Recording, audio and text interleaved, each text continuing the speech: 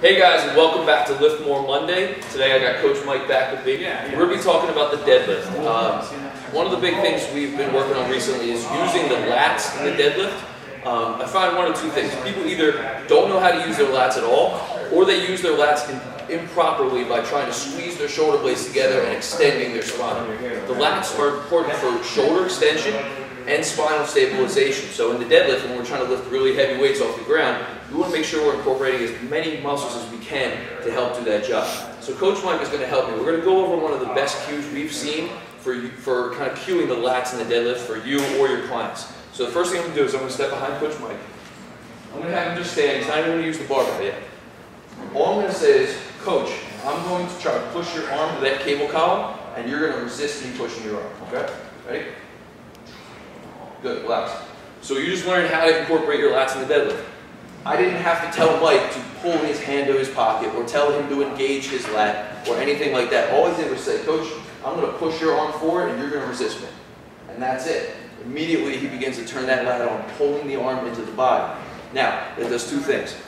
We know from motor learning that people respond better to external cueing rather than internal cueing, aka cues that reference the external environment or provide external feedback, rather than saying something like, squeeze your glute or squeeze your lat, which doesn't really, relate to most people.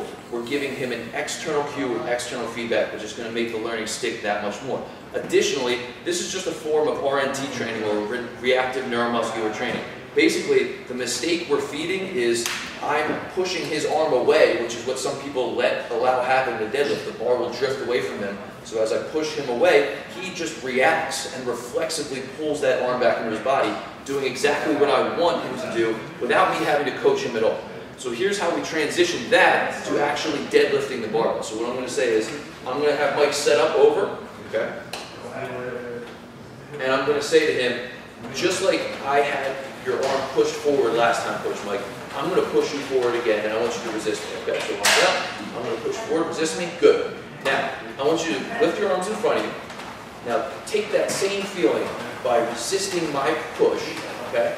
Now, with his lats turned on, he's going to maintain that tension and hinge at the hip to set up for his deadlift. Good. Set up. Keep that same tension, and now push through and stand up. Good. Come back down. And good. That's how we're going to use the lats in the deadlift. It's a great, simple cue that uses external feedback to teach yourself and your clients how to incorporate this muscle to help you lift more weight in the deadlift. And that's Lift More Monday. We'll see you guys next week.